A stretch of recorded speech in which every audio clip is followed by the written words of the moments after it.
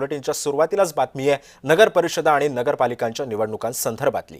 राज्यातील अनेक मतदान केंद्रांवर ईव्हीएमचा खेळखंडोबा झालाय। फलटण असेल, वाशिम असेल आणि अकोल्यामध्ये ईव्हीएम मध्ये बिघाड झाल्याचं चित्र आहे। ईव्हीएम मध्ये बंद पडल्यानं गोंधळाचं वातावरण निर्माण झालेलं होतं। मतदान प्रक्रिया सुद्धा ठप्प झाली आणि मतदान केंद्राबाहेर मतदारांच्या लांबच लांब रांगा लागल्या।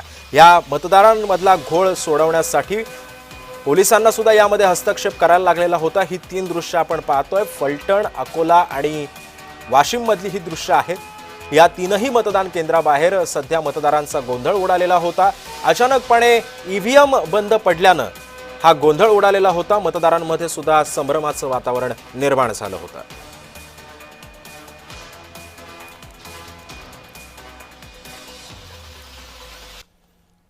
दरम्यान फलटणच्या प्रभाग क्रमांक 13 मधील ईव्हीएम मध्ये बिघाड झाला। तिसऱ्यांदा ईव्हीएम बंद पडलं होतं।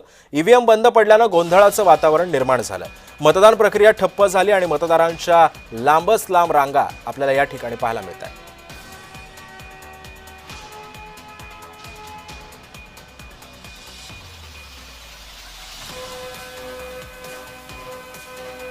त्यामुळे मतदान प्रक्रिया ठप्प झाली आहे। मतदारांच्या लांबच लांब रांगा या ठिकाणी पाहायला मिळतात आपल्याला। प्रभाग क्रमांक 13 मध्ये सुद्धा ईव्हीएम बिघाड झाला। फलटणच्या प्रभाग क्रमांक 13 मधली ही दृश्य आहेत। मतदान करायला आलेल्या मतदारांवरती सध्या परिणाम झाला या सगळ्या प्रक्रियेमुळे। ईव्हीएम अचानकपणे बंद पडल्यानं मतदारांना तात्काळत मतदान केंद्राबाहेर उभं राहावं लागलं। त्यामध्ये ज्येष्ठ नागरिक सुद्धा आपण पाहतोय।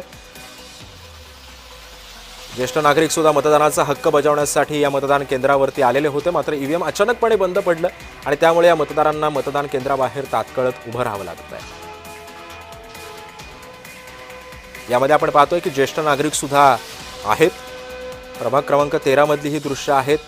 मतदान प्रक्रिया ठप्प झाली आहे। मतदारांच्या रांगा लांबच लांब लागलेल्या आहेत। अनेक ज्येष्ठ नागरिक सुद्धा मतदानाचा हक्क बजावण्यासाठी मतदान केंद्रावर गर्दी करतायत आणि अचानकपणे या ईव्हीएमचा घोळ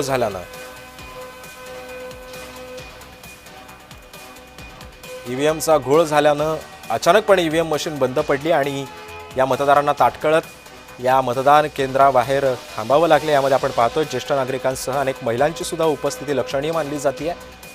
मतदान प्रक्रिया ठप्प झाली आहे। मतदारांच्या लांबच लांब रांगा या ठिकाणी पाहायला मिळतात। तर काही ठिकाणी पण अशाच पद्धतीचा घोळ झालेला होता। तिथे सुद्धा मतदारांमध्ये गोंधळ उडालेला होता। निवडणूक आयोगाच्या अधिकाऱ्यांनी या संदर्भातला लवकरात लवकर मार्ग काढून काही ठिकाणी मतदान